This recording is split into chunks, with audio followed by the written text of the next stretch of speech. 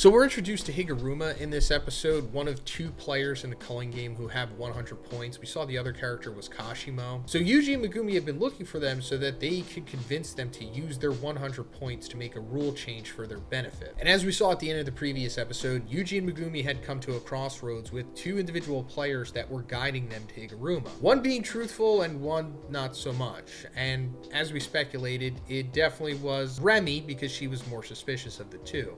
And we'll get back to her. But Imai winds up leading Yuji to Higuruma. And we find out in like a quick backstory that Imai does have history with Yuji. Like during middle school, Yuji like beat up a bunch of bullies that Imai was with simply so he wouldn't be bullied himself. And I guess the implication here is that like Yuji spares him. So Yuji has like a new friend, I guess, kind of. I mean, he'll be back later on, but Yuji confronts Higuruma here. And we find out that, of course, he's a lawyer because in the long cold opening of this episode, we get Higuruma's backstory. And it turns out that like in Japan, 99.9% of criminal trials end in a guilty verdict, which is wild. I don't know if that is true, but I wouldn't be surprised if it is. And in light of that, Higuruma still decides to be like a criminal defense attorney, trying to get off these people that are seemingly innocent despite having the odds incredibly stacked against him and the client. And we see that he does get this one client off, but there's just a retrial anyway, which ends up with him being guilty and sentenced to life, showing that like, yeah, this system sucks and no matter what he does, it's just never good enough and it doesn't matter. And he feels like the guilt of these people who had put their trust in him trying to get them free. And it gets to the point of where Higuruma essentially snaps. Now also keep in mind that Higuruma is one of the players in the culling game that Kenjaku had altered their brain recently so that they would become new sorcerers and gain new curse techniques.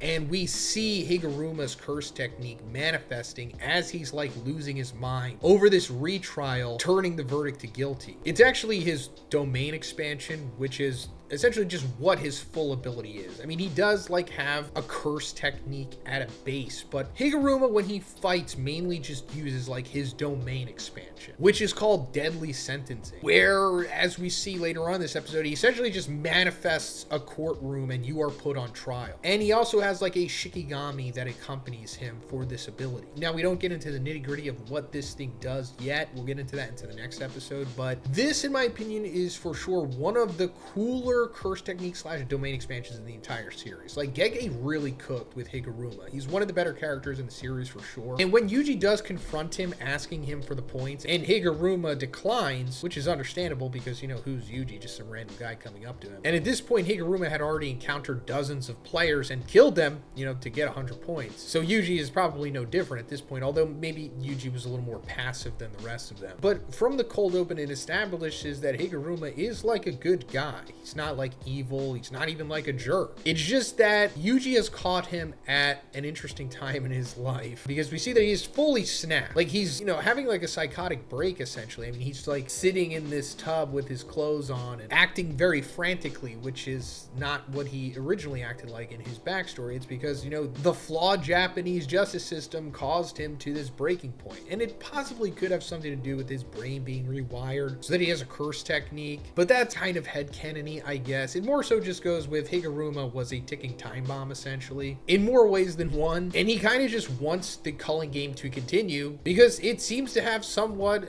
at least in his opinion, a fair system built into it. Now as for what happened in the courtroom, I think it will be eventually revealed what happened, but you can just assume what had happened. You know, like I said, we don't know what the ability of deadly sentencing is yet, but it's called deadly sentencing. So yeah, Yuji is put on trial, and I guess that's where like the cliffhanger is. Now on the other side of things, we see that Yuji encounters another sorcerer by the name of Reggie. This is who Remy was working under and like leading people to him so that he could just kill them and get their points. Similar to the system that was set up with Imai and the other two weaker players in the previous episode. Although Reggie seems pretty powerful, he's not like a chump, or at least that's the implication here. And we see that he's like in this room with a bunch of receipts. This is is tied to his curse technique, which will be revealed eventually. Also, I don't know if his full name has been revealed yet. Maybe they say it in this episode. It's like Reggie Star. And when he was first revealed a couple years ago in the manga, I thought he was supposed to be a play on like Jeffree Star, because at that time Jeffree Star was pretty popular. But now I realize it's like Register because of his receipt ability. Also, that's like what he's wearing. He's wearing like a dress of receipts. And as Megumi and Reggie are having like a back and forth, they talk about the culling game, and Megumi says how it's used as a device fueled by the cursed energy of the players in the game to ferry the people of Japan to the other side, to basically to fuse with Tengen, who Kenjaku plans to put inside of the barrier so that they can create some kind of monstrosity or something. That's like Kenjaku's ultimate goal. And Reggie thinks that that's not necessarily the case, at least farming the energy of the players, because first of all, there's like a limited amount of players, and then there's even more of a limited amount of powerful players. That's why Higuruma and Kashimo have so many points already. So there's other motives for that. And he speculates that Kenjaku is going to drop a bomb at the end of the culling game, and that will reveal its true purpose. And as for that bomb, it's not like a literal bomb, even though like we see a literal bomb going off. It's more so something else, which will be revealed, I guess, in season 4, right? Somewhere around there. It is something that has a good payoff.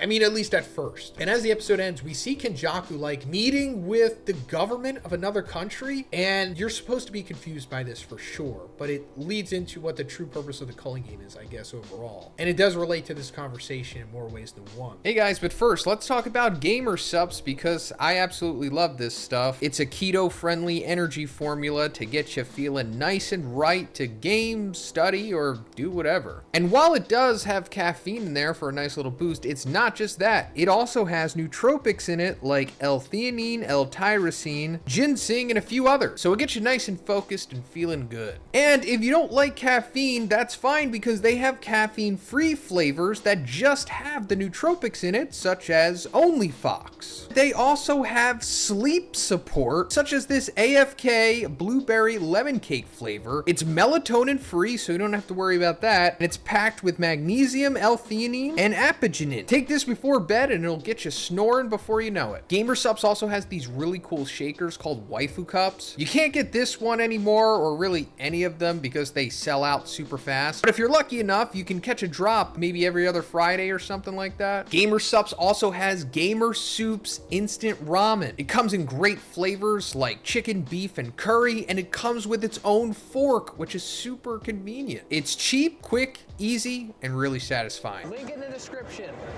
Code Big Z. Everyone listening, code Big Z. Code Big Z.